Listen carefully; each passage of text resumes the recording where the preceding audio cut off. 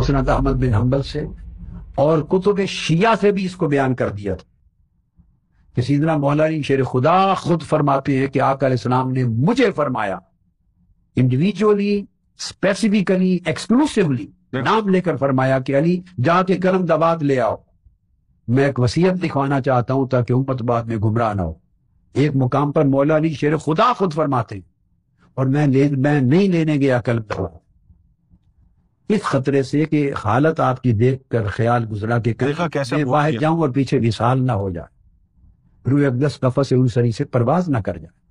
تو میں نے عرض کیا یا رسول اللہ زبانی فرما دیں میں یاد کر لوں، اور میں نے یہ واضح کر دیا تھا کہ دو امکانات ہو سکتے ہیں، حدیث ثابت ہے کتب سنہ اور کتب شیعہ دونوں میں کہ مولا علی شیر خدا کو نام لے کر حکم فرمایا اور آپ خود روایت کر رہے ہیں لے اور آپ نہیں لینے گئے، یا تو یہ واقعہ جو آپ نے فرمایا اسی حدیث کرتاس سے متعلق ہو سکتا ہے، اسی دن کا واقعہ ہے جمعرات کا، تو اس میں آپ نے تصریح کر دی کہ جو فرمایا تھا قلم دبات لے آؤ یہ اسپیسیفکلی مجھے کہا تھا۔ اگر تو واقعہ اسی دن کا ہے تو پھر ذمہ دار مولا علی شیر خدا بنتے، اور اگر وہ ذمہ دار بنے تب بھی میں یہ واضح کہہ رہا ہوں کہ یہ عمل گستاخی نہیں بنتا، اس کی وضاحت آج کرتا ہوں۔ فتنہ پیدا کر دیا اور کہتا ہے گستاخی نہیں بنتا، یہ عمل کمال درجے کا ادب بنتا ہے، محبت بنتی ہے، رقت قلب بنتی ہے، حضور کی تکلیف کی شدت کا احساس بنتا ہے، کیا بکواس ہے؟ وفاداری بنتی ہے۔ حضور کا حکم نہیں مان رہے ہو، کہہ رہے ہو کہ یہ اعظم کا معاملہ ہو، خاص سیدنا علی شیر خدا کا معاملہ رضی اللہ تعالیٰ۔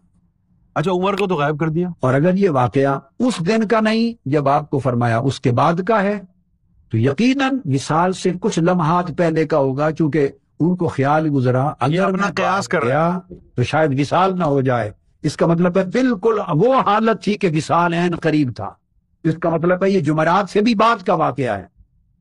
جمعرات کو اس لیے معذوری لینے گئے کہ ان کو یہ تھا کہ کہیں یہ بات تجھے کیسے پتا چلی جمعرات کے بعد اور پیر کے درمیان کے کسی دن کا کہ وہ اس لیے نہیں گئے کہ کہیں ایسا نہ ہو جاؤں اور مثال ہو جائے، آپ کے وصال فرما جانے کا خدشہ تھا۔ یہ پھر بار بار وہی بات اس میں آپ نے خود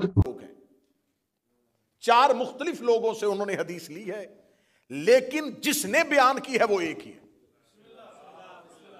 یہ حدیث جو آئی ہے یہ پہنچی ہے عبداللہ ابن عباس سے۔ عبداللہ ابن عباس کوئی عام صحابی نہیں، مفسر قرآن ہے، رسول اللہ نے ان کی شان میں بہت سی حدیث بھی بیان کی ہوئی ہے۔ عبداللہ ابن عباس اس کا مرکزی راوی ہے، اس کے بعد سعید ابن جبیر نے بھی لی ہے، عبداللہ ابن مسعود نے بھی لی ہے، مختلف راوی ہے۔ عبداللہ ابن عباس کہتا ہے کہ وہ اپنی زندگی میں کہا کرتے تھے یوم الخمیس ما یوم الخمیس، ہائے جمعرات کا دن، ہائے وہ جمعرات کا دن۔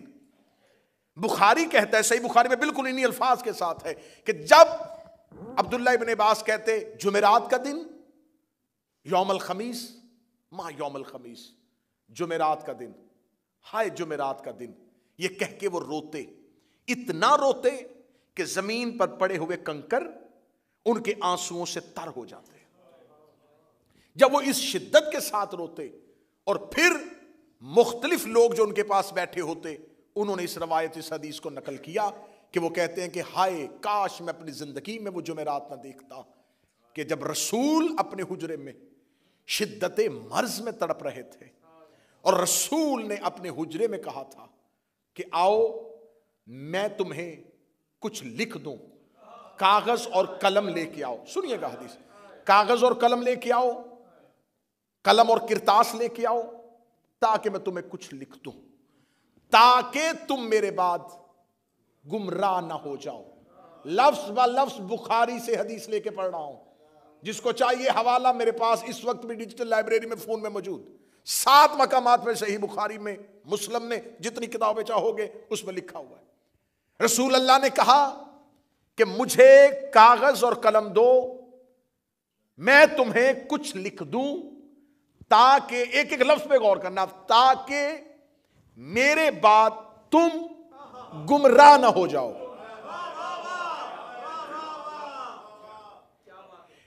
عبداللہ ابن عباس کہتا ہے کہ جو ہی رسول نے یہ لفظ کہا تو حجرے میں جو موجود لوگ تھے ان میں اختلاف پیدا ہو گیا. میں نے کل کی مجلس میں کہا تھا اختلاف نبی کی زندگی میں ہوا. اختلاف یہ لفظ ہیں بخاری کے کہ رسول کے حجرے میں موجود صحابہ کرام کے درمیان اختلاف پیدا ہوا. ایک گروہ کہہ رہا تھا کہ رسول مانگ رہے ہیں کاغذ قلم دو. ایک گروہ جن کی نمائندگی عمر ابن خطاب کر رہے تھے انہوں نے کہا کہ کاغذ قلم کی ضرورت نہیں, اور انہوں نے ایک لفظ کہا جو بخاری نے لکھ دیا ہے حجر رسول اللہ. انہیں تو ہذیان ہو گیا ہے, یہ تو شدت مرض کے ساتھ بڑبڑا رہے ہیں حسبنا کتاب اللہ, ہمیں اللہ کی کتاب کافی ہے. میں لفظ پڑھ رہا ہوں, اگر مجھے کہیں گے تو میں ابھی فون کھول کے بالکل بخاری کا وہی متن پڑھنا شروع کر دوں گا. جب انہوں نے یہ لفظ کہا تو رسول اللہ نے کہا قوموا انی, اٹھو میرے پاس سے چلے جاؤ, مجھے اس حال میں رہنے دو, میں اس میں خوش ہوں بجائے اس حال کے جس میں تم مجھے لے کے جا رہے ہو. یہ کہہ کے نبی نے ان کو حجرے سے نکال دیا. اس کے بعد عبداللہ ابن عباس کہتا ہے کہ سعید ابن جبیر کہتا ہے عبداللہ ابن مسعود سے بھی نقل ہوا کہ ابن عباس کہتا ہے, اب بخاری نے دیکھیں آگے خیانت کیا ہوئی ہے, کہ پھر رسول نے 3 وصیتیں کی. پہلی وصیت کی کہ مشرکین کو جزیرہ عرب سے نکال دو, پہلی وصیت. دوسری وصیت کی میرے بعد آنے والے وفود کا ویسے ہی خیال رکھنا جیسے میں اپنی زندگی میں رکھتا تھا. سر اٹھانا میری شیعہ قوم کا نوجوان, میں سب سے بڑی علمی چوری اور علمی دہشت گردی آپ کے سامنے رکھنے لگا ہوں. اس کے بعد بخاری کہتا ہے کہ سعید ابن جبیر کہتا ہے کہ رسول نے کوئی تیسری وصیت بھی کی تھی جو ہم بھول گئے. 2 وصیتیں ہمیں یاد ہیں, تیسری وصیت کو یا تو ابن عباس نے ہمیں نہیں بتایا, یا سعید کہتا میں بھول گیا, یا اس کے بعد وانے کہتے ہم بھول گئے. لیکن بخاری نے 7 مقامات میں لکھا کہ وہ تیسری نبی کی وصیت امت تک نہیں پہنچی. یہ ہے وہ حدیث جسے کہتے ہیں حدیث کرتاس. اس کے اگر آپ نمبر چاہیں گے, انٹرنیشنل کا جو نمبر جو بخاری کی مرکزی جلد ہے, یہ سب سے پہلے 114 نمبر پہ بخاری نے اس حدیث کو نقل کیا ہے. اس کے بعد یہ 6 مختلف مقامات پر حدیث آئی ہے, تھوڑے تھوڑے لفظ بدلے ہیں لیکن مرکزی متن تبدیل نہیں ہوا. یہ ہے سب سے پہلی حدیث. اب جب میں نے اس حدیث کو دیکھا کہ اس کو مخالفین مذہب نے اس حدیث کے بارے میں کیا لکھا ہے, تو انہوں نے اس حدیث میں مختلف قسم کے بہانے تراشے ہیں. انہوں نے پہلا بہانہ جو بیان کیا ہے, میں نے اس پہ اتنی محنت کی ہے کہ جنہوں نے اس حدیث کو دفاع کرنے کی کوشش کی ہے انہیں پڑھا بھی ہے, اور جو لکھتے نہیں انہیں سنا بھی ہے کہ آخر اس کا دفاع کیسے کر رہے ہیں, کس چیز کے ساتھ دفاع کر رہے ہیں. اب انہوں نے پہلا دفاع کیا کیا, انہوں نے کہا پہلا دفاع یہ ہے کہ جب رسول نے کہا تھا کہ مجھے کاغذ قلم دو, تو اس وقت صحابی کا انکار کرنا اس بات کی دلیل ہے کیونکہ رسول امتحان کی وجہ سے مانگ رہے تھے, امتحاناً مانگ رہے تھے, کیونکہ الیوم اکملت لکم دینکم کے بعد دین کامل ہو گیا تھا, کسی مزید فرمان کی ضرورت نہیں تھی. تو نبی صحابہ کا امتحان لینا چاہتے تھے کہ دیکھوں کہ میں ان سے کاغذ قلم مانگوں تو یہ مجھے دیتے ہیں, اگر یہ مجھے دیں گے تو پھر مجھے پتہ چل جائے گا کہ جب اللہ نے کہہ دیا ہے کہ دین کامل ہو گیا تو پھر یہ کسی اور نئی چیز کو کیوں لکھوا رہے ہیں. تو لہٰذا رسول صحابہ کا امتحان لے رہے تھے, تو صحابہ اپنے امتحان میں کامیاب ہو گئے, انہوں نے کاغذ قلم نہیں دیا. یہ پہلی طویل ہے. جامع الازہر مصر سے شروع کروں گا اور مرزا محمد علی انجینئر تک آ جاؤں گا جنہوں نے اس حدیث کو دفاع کرنے کی کوشش کی. دوسری طویل بیان کی, انہوں نے کہا دوسری وجہ یہ کہ حضرت عمر ابن خطاب سمجھ گئے تھے, ان کی دور اندیشی تھی کہ رسول اللہ کہیں کچھ ایسا نہ لکھ دیں جو بعد میں امت اس پر عمل نہ کر سکے اور گناہگار ہو جائے. یہ ہے دوسری تعویل. یہ ہے دوسری تعویل. آئیے اب چلتے ہیں تیسری تعویل کی طرف. موضوع پسند ہے یا نہیں پسند ہے؟ تیسری تعویل کی طرف. تیسرا بہانہ کیا کیا ان کا؟ تیسرا بہانہ یہ ہے کہ جب رسول کہہ رہے تھے کہ کاغذ قلم لاؤ، اور اس وقت جو انکار کیا گیا وہ اس وجہ سے کہ رسول اس وقت شدید بیمار تھے اور صحابہ نبی سے بہت محبت کرتے تھے. انہیں خبر تھی کہ اگر نبی کچھ لکھیں گے تو نبی کو لکھنے میں تکلیف ہوگی، تو لہٰذا انہوں نے نبی کو لکھنے سے منع کیا. یہ ہے تعویلیں، یہ ہے بہانے. میری آواز صرف حسینیت تک نہیں، دنیا میں پھیلے گی. آپ کی وساطت سے میں پیغام پہنچانے لگا ہوں اپنے اہل سنت بھائیوں تک. تمہیں رسول کا واسطہ ایک شخص کو بچانے کے لیے،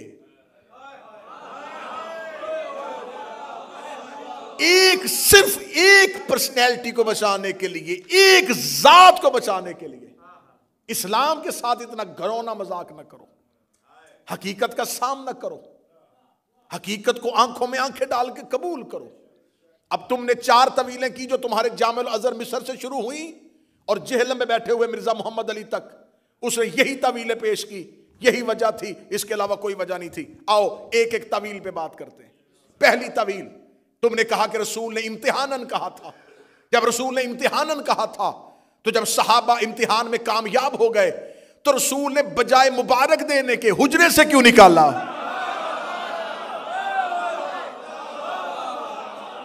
بھائی رسول امتحاناً کہہ رہے تھے نا، رسول امتحاناً کہہ رہے تھے.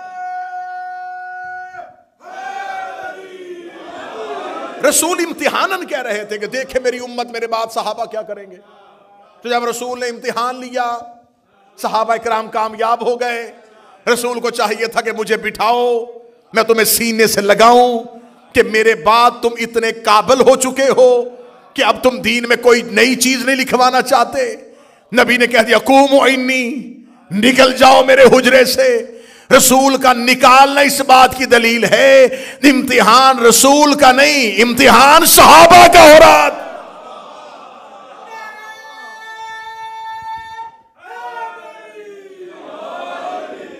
اب اس حدیث کو، اور میں جب اس پہ پورا تیار کر رہا تھا کہ اس حدیث کو ہم نے کیسے دفاعی پوزیشن پہ آ کے اس کا سامنا کرنا ہے، تو میں سب کو سن رہا تھا رائزہ.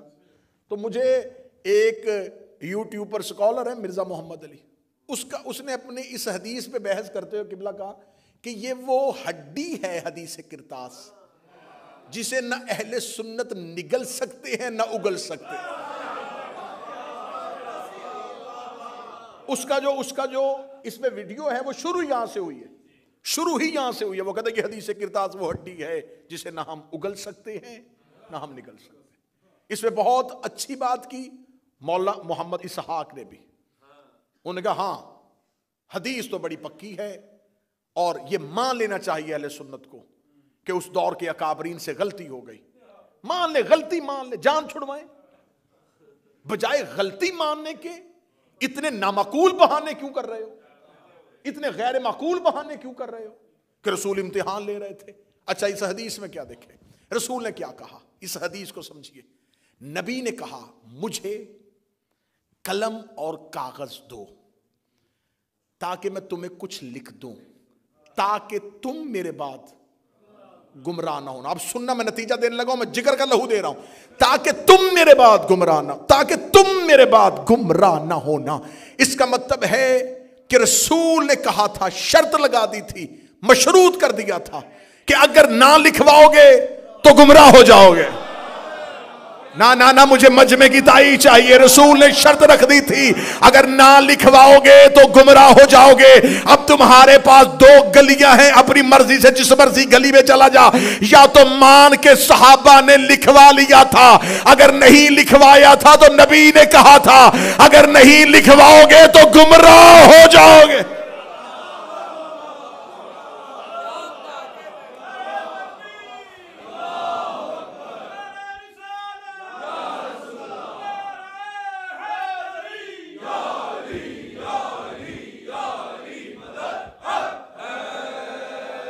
اگر نہ لکھواؤ گے تو گمراہ ہو جاؤ گے. اس کا مطلب ہے کہ جو اس وقت موجود تھے, حاضر تھے, رسول انہیں کہہ رہے ہیں اگر تم نے نہ لکھوایا. نہیں, میں کائنات کے سب سے بڑے نبی کی حکمت پڑھ رہا ہوں. نبی نے فرمایا اگر تم نے نہ لکھوایا تم گمراہ ہو جاؤ گے. اس کا مطلب کہ آج تک امت میں جو گمراہ ہو رہا ہے, کیونکہ ہم تو وہاں تھے ہی نہیں. بولو جو حسین کے نوکر بیٹھے ہو. میرا آج کا اہل سنت بھائی, تم بھی وہاں پہ نہیں تھے, فرقے بنے ہی نہیں تھے.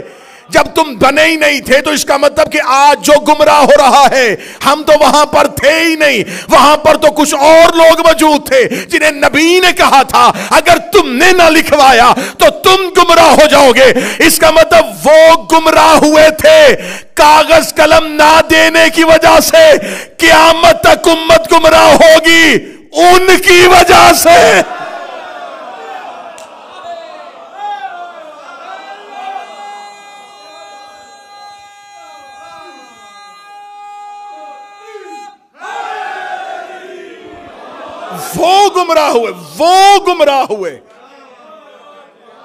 وہ گمراہ ہوئے انکار کی وجہ سے.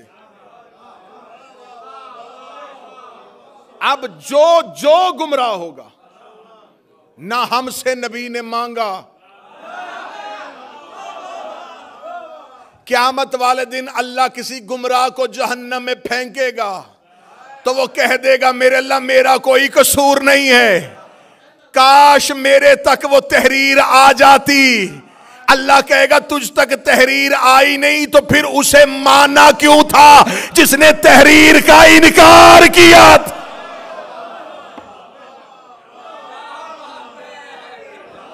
امت گمراہ.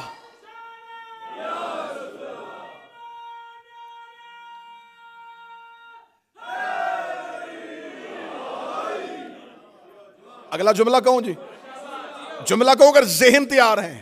اس کا مطلب ہے کہ امت صرف ابلیس کی وجہ سے گمراہ نہیں ہو رہی.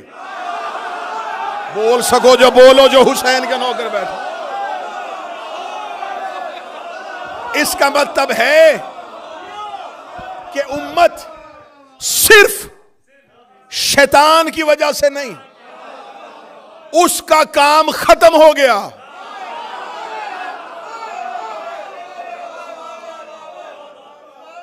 رسول کہہ رہا ہے لن تضلوا بعدہ, نہ گمراہ ہو جانا میرے بعد. جب رسول کہہ رہا ہے کہ گمراہ ہو جاؤ گے تو یہ وہی رسول ہے جس نے اسی زبان سے کہا تھا اللہ ہے. اسی رسول نے کہا تھا فرشتہ ہے, اسی نے کہا تھا جنت ہے, اسی نے کہا تھا جہنم ہے. پورا اسلام اس نبی کی زبان کی وجہ سے. اور وہ کہہ رہا ہے ہو جاؤ گے. تو اس کا مطلب ہے کہ اب جو بھی گمراہ ہوگا وہ صرف شیطان کی وجہ سے گمراہ نہیں ہو رہا. لکھوا لیتے جب رسول کہہ رہے تھے تو آؤ, میں نے پہلے کہا تھا ایک شخص بچانے کے لیے تم نے دفاعی پوزیشن لی, ہم اس دفاعی پوزیشن میں سامنے آئے ہیں. اگر یہ امتحان مقصود تھا حجرے سے کیوں نکالا؟ اچھا دوسری دلیل کیا دی؟ دوسری دلیل یہ کہ انہوں نے دور اندیشی سے یہ فیصلہ کر دیا تھا کہ رسول کہیں کچھ ایسا نہ لکھ دیں جو بعد میں مسلمانوں سے ہو نہ سکے اور وہ گناہگار ہو جائیں.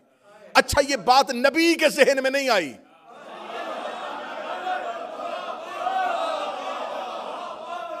وہ جو امت کی شفاعت کرنے والا ہے صحابی پہ وحی نہیں ہوتی, صحابی پہ الہام بھی نہیں ہوتا. تو اس کا مطلب جو بات حکمت پیغمبر اور تدبر رسول میں نہیں تھی وہ بات ایک قدم آگے بڑھ کے انہوں نے کیوں سوچی؟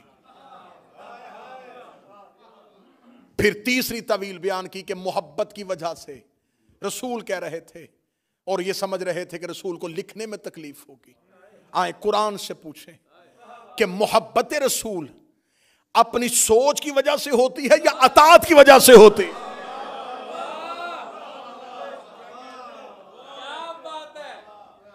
میں اٹھوں اور میں صبح فجر کی نماز پڑھوں، 2 رکعت پڑھوں اور مجھے لطف آئے، میں دوسری رکعت میں بجائے تشہد کے بیٹھنے کے میں اٹھ کے کھڑا ہو جاؤں، میں عشق میں تیسری بھی پڑھوں اور پڑھوں بھی سورہ یاسین اور قرات بھی بڑی خوبصورت کروں اور روؤں بھی آنسوؤں کے ساتھ، اور میں قبلہ ارشد ترابی صاحب سے پوچھوں قبلہ آج صبح نماز میں اتنا لطف آیا کہ میں نے 2 رکعت پہ رکا ہی نہیں، میں نے تیسری بھی پڑھ دی، یہ فوراً کہیں گے دوبارہ نماز ادا کر کیونکہ تیری نماز باطل ہو گئی۔ میں نے کہا تیسری رکعت میں یاسین پڑھی تھی، رکوع میں رویا بھی پڑا تھا، انہوں نے کہا 2 پڑھی تھی تو اطاعت تھی، تیسری پڑھی تو بغاوت ہو گئی۔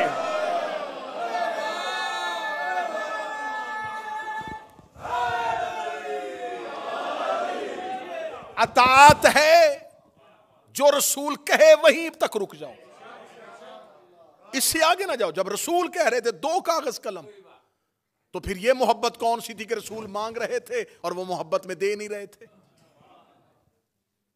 اب دیکھیں سامنے دشمن بھی بڑا شاطر ہوتا ہے، انہوں نے یہ طویلیں بیان کی، جب ہمارے علماء نے آگے سے دفاع کیا انہوں نے پھر آگے سے ایک پوزیشن اور لی، میں اگلی پوزیشن پہ جانے لگا ہوں۔ اب میں اگلے مورچوں پہ آ گیا ہوں۔ اب اگلے مورچے پہ حملہ ہم پہ کیا ہوا؟ اچھا آپ شیعوں کو بڑی تکلیف ہوئی کہ نہیں دیا انہوں نے کاغذ قلم، تو علی دے دیتے، علی دے دیتے۔ اچھا یہ حکمت مجھے آج تک سمجھ میں نہیں آئی کہ جواب دینے کی بجائے فوراً کہتے ہیں علی نے کیوں نہیں کیا،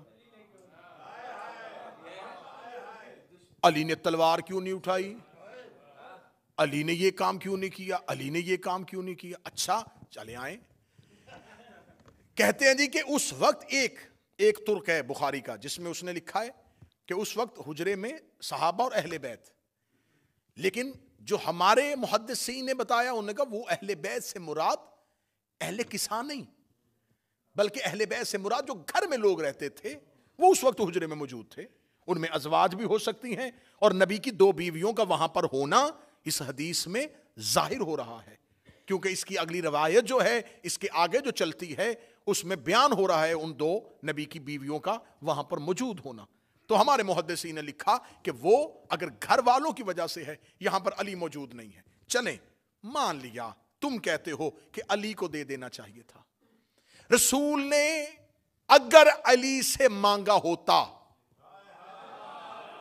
سر نہیں ہلائیے گا میں دفاع کر رہا ہوں تمہارے مذہب کا، رسول نے جب جہاں جہاں حکم دیا علی کا نام لے کے دیا، یا علی خیبر میں جائیے، یا علی بستر پہ سوئیے، یا علی سورہ برات کی تبلیغ کے لیے جائیے۔ رسول جب بھی حکم علی کو دیتے تھے تو مخاطب کر کے دیتے تھے،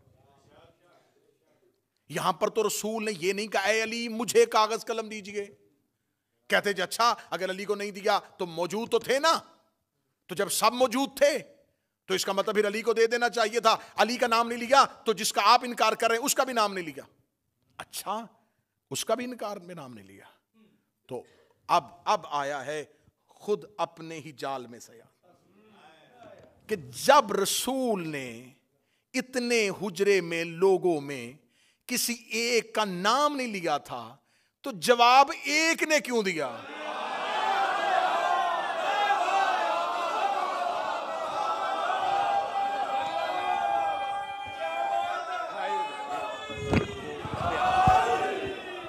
جواب ایک نے کیوں؟ معذرت،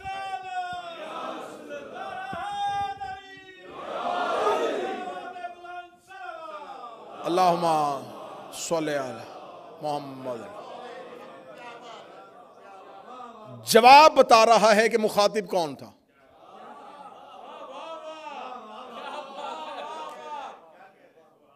تو انہوں نے تو بول کے خود ثابت کر دیا، جب اتنے لوگ موجود تھے سارے چپ تھے، تو جب ان کا نام ہی نہیں لیا تو جب علی چپ تھے تو وہ بھی چپ رہتے،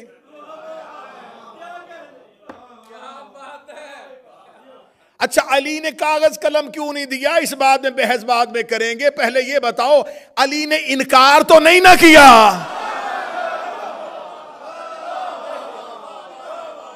مولا علی نے معاذ اللہ نبی پہ ہذیان کی تہمت تو نہیں لگائی، تو یہ انکار کیوں کیا گیا؟ دوسری ایک اور سکالر اٹھا، اس نے کہا دیکھیں یہ بات شیعہ ذاکرین کرتے ہیں اور شیعہ علماء کرتے ہیں، لیکن انہیں یہ بتانا چاہیے اپنی قوم کو کہ جب رسول اللہ یہ حکم دے رہے تھے تو جب رسول کو پتا تھا، عالم الغیب تھے، شیعہ تو کہتے ہیں نبی کے علم غیب کے ماننے والے ہیں، تو یہ نبی کے علم غیب کے معتقد ہیں، تو پھر ان کو یہ ماننا چاہیے کہ جب نبی کو خبر تھی کہ مجھے کاغذ قلم نہیں دیں گے تو نبی نے مانگا کیوں؟ این آخری وقت میں نبی اپنے آخری لمحوں میں، آخری سانسوں میں کیوں وہ چیز مانگ رہے ہیں جس کے بارے میں نبی کو اندیشہ بھی ہو کہ یہ مجھے انکار کریں گے، اس سے مجھے تکلیف ہوگی، جھگڑا ہو جائے گا، امت گروہوں کا شکار ہو جائے گی، مجمع سارا چپ بھی ہو جائے، جہاں مجھے بات پہنچانی میں وہاں پہنچانے لگا ہوں۔ جب اللہ کو پتا تھا شیطان نے سجدہ نہیں کرنا، اس نے حکم دیا کیوں تھا؟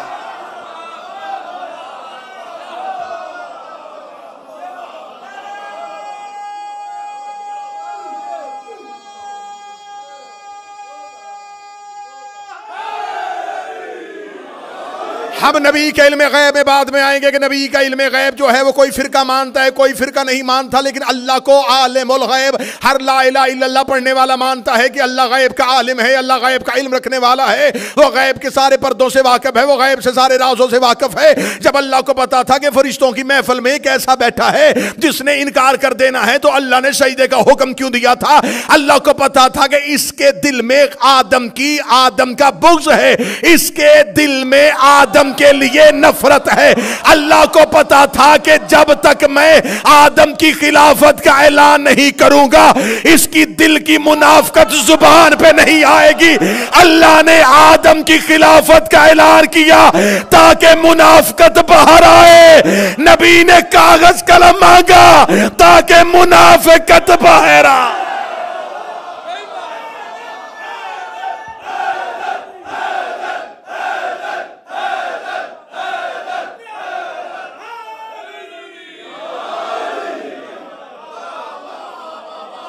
کیوں اللہ نے حکم دیا؟ اللہ نے حکم دیا تاکہ منافقت باہر آئے۔ تو یہ رسول اللہ ہے، یہ رسول اللہ ہے، یہ بھی وہی کرتا ہے جو اللہ کرتا ہے، بلکہ اللہ اس سے وہی کرواتا ہے جو وہ خود کرتا۔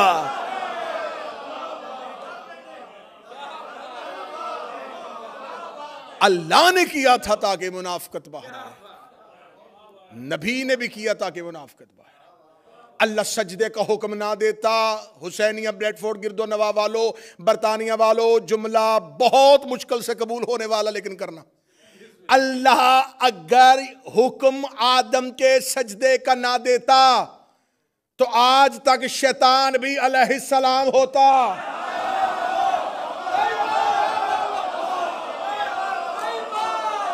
مجمع خاموش ہو گیا، میں جملہ کہہ گیا، کیونکہ وہ علیہ السلاموں میں رہتا تھا۔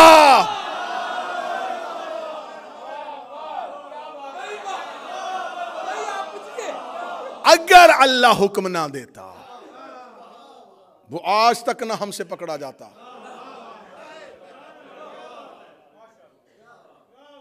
اللہ نے حکم دیا تاکہ علیہ السلاموں میں ایک لعنت اللہ باہر آئے۔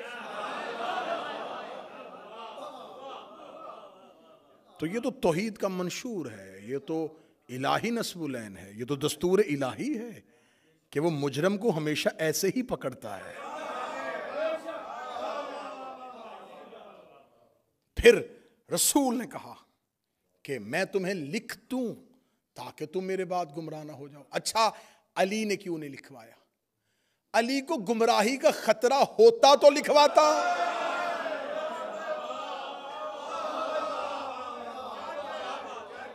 لکھوا لیتے، علی تم لکھو قرآن کی حاشیے میں کہ علی کو گمراہی کا اندیشہ تھا۔ علی تو معصوم ہے۔ تو رسول نے ساتھ ہی کہا تھا کہ وہ لکھوائے جس نے بعد میں گمراہ ہونا ہے. سر نہ ہلانا, زبان سے بولنا, میں محنت کر کے پڑھ رہا ہوں. تم علی کی بات کرتے ہو, سلمان نے بھی نہیں لکھوایا, عمار نے بھی نہیں لکھوایا, مقداد نے بھی نہیں لکھوایا. جب ڈاکٹر نسخہ لکھتا ہے تو بیمار ہاتھ آگے کرتا ہے.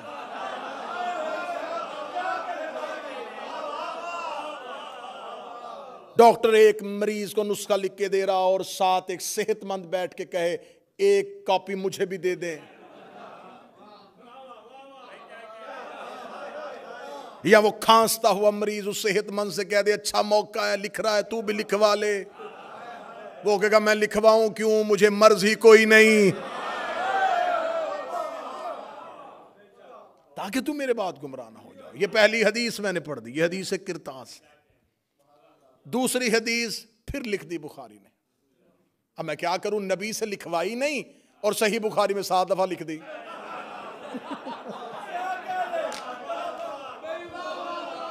نبی سے, قبلہ ترابی صاحب, نبی سے ایک بار نہیں لکھوائی.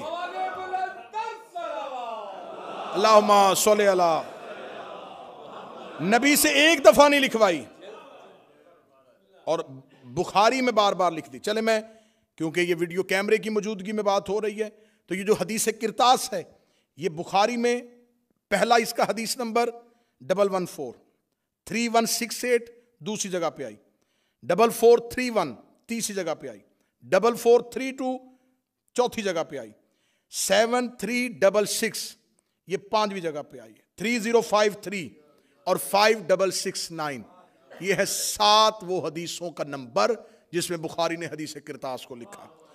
اب میں جو حدیث آپ کے سامنے پڑھنے لگا ہوں, اس حدیث کو پھر بخاری نے 6576 پہلا نمبر, 2367 دوسرا نمبر, 6582 تیسرا نمبر, 6585 6586 پہ بھی یہی, 6587 پہ بھی یہی, 7048 پہ بھی یہی, 7049 پہ بھی یہی اور 7051 پہ بھی یہی. یہ اگلی حدیث میں پڑھنے لگا ہوں. پہلی اتر گئی جی,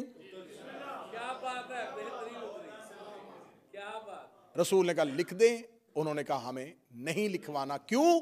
حسبنا کتاب اللہ, ہمیں اللہ کی کتاب کافی. رسول نے ایک حدیث کہی ہے انی تارکن فیکم الثقلین, میں تمہارے درمیان 2 چیزیں چھوڑ کے جا, کتاب اللہ و اطرتی اہل بیت, ایک اللہ کی کتاب اور ایک میری اطاعت. اس حدیث کو بدلا نہیں, رسول نے کہا میں قرآن چھوڑ کے جا رہا ہوں اور سنت چھوڑ کے جا رہا ہوں. اچھا, رسول چیزیں 2 چھوڑ کے جا رہے, قرآن اور سنت, اور جو حجرے میں شخص کھڑا ہے وہ کہہ رہا ہے ہمیں صرف قرآن چاہیے.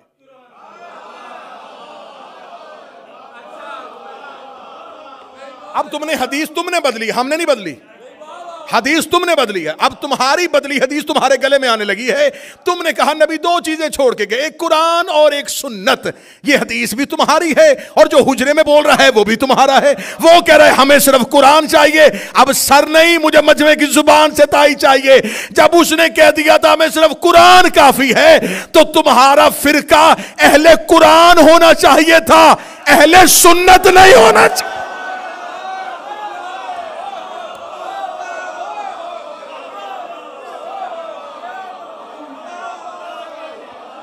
فرقے کا نام ہونا چاہیے تھا فرقہ اہل قرآن.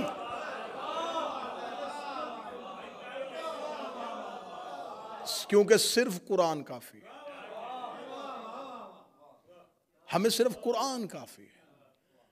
پھر آج میرا اہل سنت بھائی جو اس مجمع میں موجود ہے یا جو جہاں جہاں سنے گا, آج کے بعد یا اس شخص کو ماننا یا حدیث ماننا. 2 نمبری مذہب میں تو نہ کرو کہ اسے بھی مانو جو کہہ رہا ہے کہ قرآن کافی ہے, پھر بعد میں حدیث کو بھی مانو. اگر حدیثیں پڑھنی ہیں تو پھر اسے چھوڑو. اگر اس کی فرما برداری کرنی ہے, اسے ماننا ہے, اس پر یقین رکھنا ہے, پھر احادیث کا انکار کرو. کیونکہ اس نے مجمع عام میں کہا ہے کہ حسبنا کتاب اللہ, ہمیں اللہ کی کتاب کافی ہے. دوسری حدیث میں نے پھر اس کے جو سارے نمبر نوٹ کروا دیے, یہ حدیث پھر بخاری میں آ گئی. اس حدیث کو کہا جاتا ہے عمران بھائی حدیث سے حوض, 2 عمران اکٹھے. اور تذکرہ آل عمران کا۔ دوسری جگہ پہ حدیث آئی، حدیث حوض۔ اس حدیث کے 4 ترک ہیں، 5 راوی ہیں، مختلف اسناد کے ساتھ اس کو نقل کیا گیا۔ اس میں لکھا گیا کہ رسول اللہ خود بیان کرتے ہیں کہ قیامت والے دن میں حوض کوثر پہ ہوں گا، یا کچھ میرے اصحاب میں سے کچھ لوگوں کو لایا جائے گا، جو ہی وہ میرے قریب آنے لگیں گے تو فرشتے ان کو حوض کوثر سے ایسے ہٹائیں گے جیسے اجنبی اونٹ کو کھیت سے نکالا جاتا ہے۔ وہ انہیں ہٹائیں گے، دھکے مار کے ہٹائیں گے۔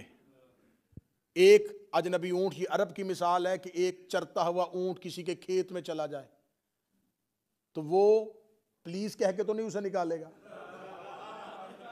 اس کسان کو کتنی تکلیف ہوگی جس کی فصل کو ایک آوارہ اونٹ آ جائے۔ اب میں نہیں بیان کر سکتا کہ قیامت والے دن کیا ہوگا، بس تم اپنے ذہن میں اپنے معاشرے کی مثال رکھ دو کہ جیسے وہ نکالتا ہے ایسے فرشتے انہیں ہٹائیں گے، پیچھے کر دیں گے حوض کوثر سے، اور نبی کہیں گے میرے اللہ یہ میرے اصحاب ہیں۔ حدیث میں لفظ اصحاب آیا، میرے پاس موجود۔ رسول کہیں گے میرے اللہ یہ میرے اصحاب ہیں، یا فرشتے کہیں گے یا رسول اللہ انہوں نے تیرے بعد تیرے دین کو بدل دیا تھا اور گمراہ ہو گئے تھے۔ بولو جو علی کے نوکر بیٹھے ہو، جو حسین کے عزادار بیٹھے ہو،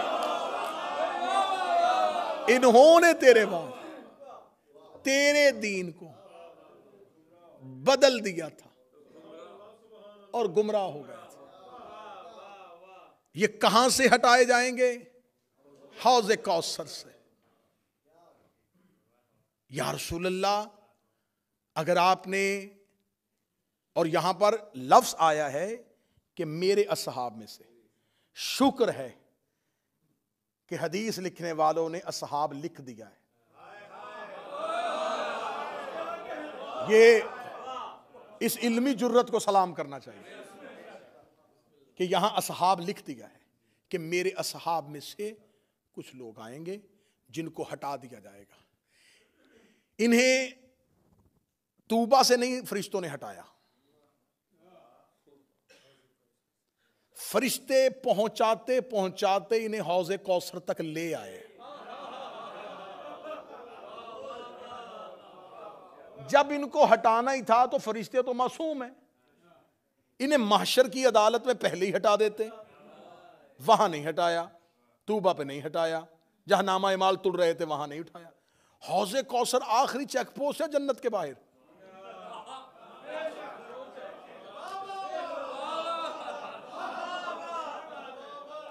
آخری چیک پوسٹ ہے، وہاں تک لے آئے۔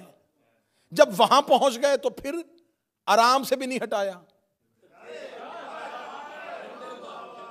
پھر دھکے مار کے ہٹایا۔ تو میرے لگر ان کو ہٹانا ہی تھا، ان کو پہلی منزل سے ہٹاتا، دوسری منزل سے ہٹاتا، تیسری منزل سے ہٹاتا، انہیں حوض کوثر تک کیوں لے کے آیا؟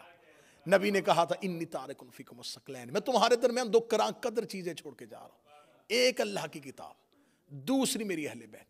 ان کے ساتھ متمسک رہنا، انہیں پکڑے رکھنا، یہ تمہیں حوض کوثر تک لے آئیں گے۔ ہائے ہائے ہائے ہائے،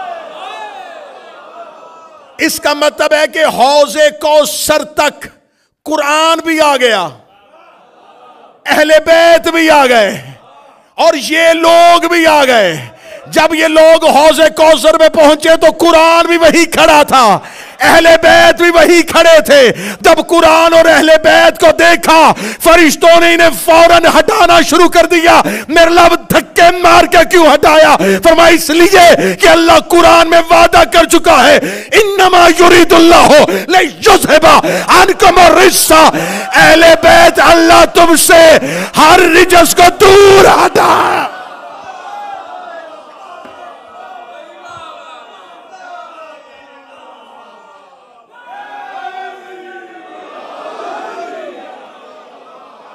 یہ ہے حوض کوثر. اس حدیث کو کہا حدیث حوض، حوض والی حدیث. حوض کہتے ہیں تالاب کو. اس چشمے کا نام کوثر نہیں ہے. ہاں سمجھنا، یہ ہے حوض کوثر، کوثر کا چشمہ.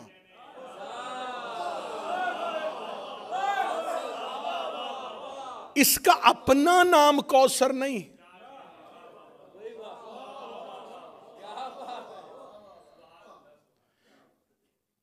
یہ ہے کوثر کا چشمہ.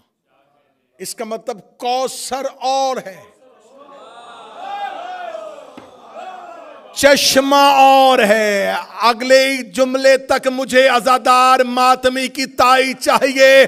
فرشتے انہیں گھسیٹ کر کوثر تک لے کے آئے تھے. خدا قرآن میں کہتا ان اعطینک الکوثر، میرا محمد ہم نے تمہیں کوثر عطا کی ہے. آئمہ اہل بیت نے کہا کوثر سے مراد ہے ہماری دادی زہرا. اس کا مطلب یہ ہے زہرا کا چشمہ، یہ ہے زہرا کا چشمہ. بندے زہرا کے چشمے سے ہٹائے اس لیے گئے کہ محبت نبی کا دعویٰ کرتے تھے، دشمنی زہرا سے کرتے تھے.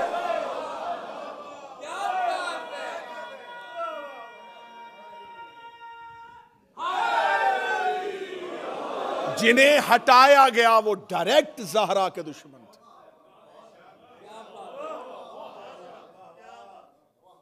اگلی سطر بھی تمہارا ہی حق بنتا ہے اور تمہیں ہدیہ کی جائے. حوض کوثر پہ جو ڈیوٹی کریں گے، حوض کوثر پہ نبی موجود ہوں گے. علی ساقی کوثر ہے.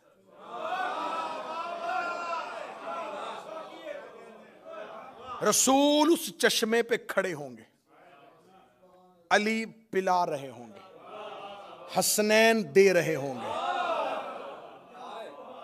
مصطفیٰ بھی وہیں، مرتضیٰ بھی وہیں، حسنین بھی وہیں. 4 معصوموں کی ڈیوٹی ہے اس چشمے پہ. اب سننا جو عقیدے والے بیٹھے ہو، قبر میں فرشتے آئیں گے، حشر میں فرشتے کھڑے ہوں گے، نامہ اعمال فرشتے ہاتھوں پہ دلوا رہے ہوں گے، قیامت کا اعلان فرشتے کریں گے، ملک الموت روح قبض کرے گا. حوض کوثر تک پہنچتے پہنچتے اللہ نے ہر ڈیوٹی ملائکہ کی لگائی ہے، لیکن حوض کوثر پہ اللہ نے کسی فرشتے کی ڈیوٹی نہیں لگائی. خدا نے فرشتوں سے کہا اب پیچھے ہٹ جاؤ، اب یہاں نوکری محمد کرے گا، نوکری علی کرے گا، نوکری حسنین کرے گا، کیونکہ اللہ زہرا کے چشمے پہ فرشتوں کو بھی برداشت نہیں.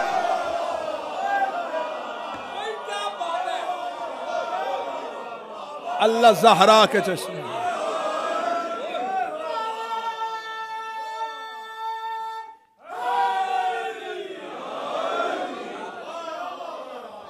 جو اللہ زہرا کے چشمے پہ کسی فرشتے کو برداشت نہیں کرتا، وہ زہرا کی جگیر پہ، زہرا کے حق پہ، جو زہرا کے چشمے پہ کسی ملک کے مقرب کو نہیں آنے دیتا، وہ زہرا کے دروازے پہ آگ لگتی دیکھ رہا.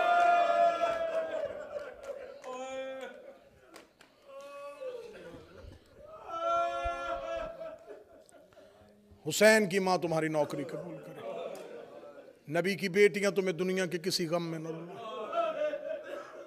جب بھی رو یا زہرا کو رو یا زہرا کی اولاد کو رو. عاشورہ پہ بھی آتے ہو، 10 دن محرم میں بھی امام بارگاہوں کی زینت بنتے. یہ ایام فاطمیہ ہیں، یہ زہرا کی شہادت کی پہلی روایات کی تاریخیں ہیں، کیونکہ کسی کو نہیں پتا کہ کتنے دن زندہ رہی ہے.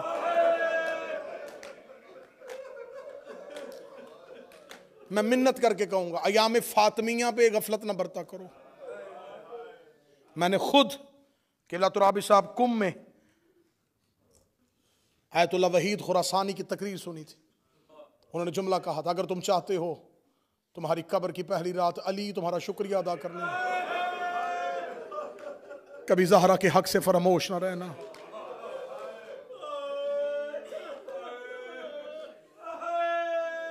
ہر پرسہ لینے زہرا جاتی ہے, زہرا کا پرسہ لینے علی آتے ہیں. یہ فاطمہ کا پہلا عزادار ہے. میں لفظ پھر کہنے لگا, علی زہرا کے عزادار ہے. علی نے زہرا کے بعد زہرا کے لیے پہلا امام بارگاہ بنایا. ریت پہ بیٹھ کے روتا تھا کائنات کا علی. ہم انہی ایام میں سے کو دن تلاش کرتے ہیں. کتنی غربت ہے محمد کی بیٹی پہ. نہ کسی کو شہادت کی تاریخ کا پتہ ہے, نہ کسی کو قبر کا پتہ ہے. یہ بھی نہیں پتا کہ کب شہید ہوئی. یہ بھی نہیں پتا کہ علی نے کہاں دفن کی. ان رازوں سے پردہ اٹھائے گا جب فاطمہ کا بیٹا آئے گا. میں منت کر کے کہوں گا ایام فاطمیہ کو ترک نہ کیا کرو. کوشش کرو ان مجلسوں کی, یہ نہیں کہ صرف یہاں, جہاں جہاں ایام فاطمیہ کی مجلسیں ہوں زہرا کی مجلس پہ ضرور جایا کرو.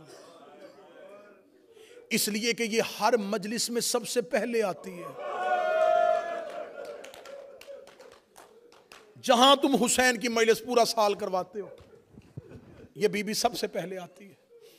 اس کی مجلس پہ سارے آتے ہیں.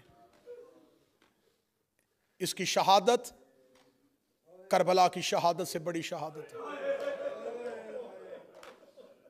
جس کا جملہ ہے اللہ اسی کو اجر دے. میں ممبر سے ایام فاطمیہ کا مصائب پڑھتے ہوئے جملہ پڑھنے لگا ہوں. عاشورہ سے زیادہ دکھ ہے فاطمہ کے مصائب میں. جس کے حصے کا غم ہوا وہ سینے پہ ہاتھ مار لے گا. آپ کہیں گے عاشورہ کہاں؟ یہاں ایک بی بی شہید ہوئی, وہاں حسین کے گھر سے 72 جنازے نکلے. ایک ہی فرق پڑھوں گا, اگلا فرق نہ میں پڑھ سکتا ہوں نہ تم سن سکتے ہو. وہاں ماؤں کے سامنے بیٹوں کو مارا گیا تھا, یہاں بیٹوں کے سامنے ماں کو مارا گیا. بیٹے دیکھ رہے تھے, بیٹے دیکھ رہے تھے, ماں زخمی ہو گئی. بیٹے دیکھ رہے تھے, ماں زمین پہ گر گئی.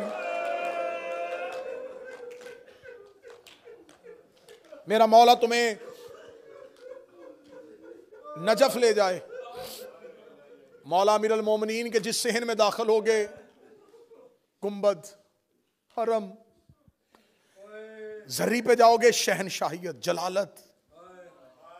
جب زیارت کی کتاب اٹھاؤ گے, زیارت کا پہلا لفظ السلام علیکہ یا افضل المظلوم. اے کائنات کے پہلے مظلوم, تجھ پر ہمارا سلام ہو. مجھ سے سوال کرو کہ علی کائنات کا پہلا مظلوم کیوں ہے؟ میری آنکھوں کے سامنے مولا عباس کا عالم ہے. میں غازی مولا سے معافی مانگ کے جملہ کہنے لگا ہوں, مولا عباس آپ بھی بڑے مظلوم ہیں لیکن تیرا بابا تجھ سے بڑا مظلوم ہے. میں پھر مسائے میں جملے روک روک کے پڑھ رہا ہوں تاکہ کسی مومن کو زیادہ تکلیف نہ ہو. میں نے لفظ کہا ہے کہ عباس سے بڑے مظلوم تھے علی, عباس سے بڑے مظلوم تھے علی, عباس سے بڑے صابر تھے علی, عباس سے زیادہ مظلوم تھے علی. مجھ سے صدر اگلی سننا اور گھر تک ماتم کرنا. سکینہ کو تماچا عباس کے جانے کے بعد لگا تھا, سکینہ کو تماچا عباس کی زندگی میں نہیں لگا تھا. علی زندہ تھے, زہرا کا ہاتھ چہرے پہ آ گیا, روگ کے دیا علی میرا رخسار زخمی. اجرکم اللہ, اجرکم اللہ. مولا تم سب کی دعائیں قبول کرے. اللہ اس بیمار کو صحت دے. روتے بھی آؤ, دعائیں مانگتے آؤ. علی زندہ تھے, زندہ تھے علی. یا زہرا کا ہاتھ چہرے پہ، بی بی کا ہاتھ پہلو پہ. کتنے دن زندہ رہی کسی کو نہیں پتا، 30، 75، 90. میں اس پہ بحث ہی نہیں کروں گا کہ کون سی روایت زیادہ بہتر ہے. ہم نے تو صرف رونا ہے. ہم رونے کے لیے ایک ہی بات پہ رو لیتے ہیں، جتنے دن بھی زندہ رہی ہے، رہی روتی ہے.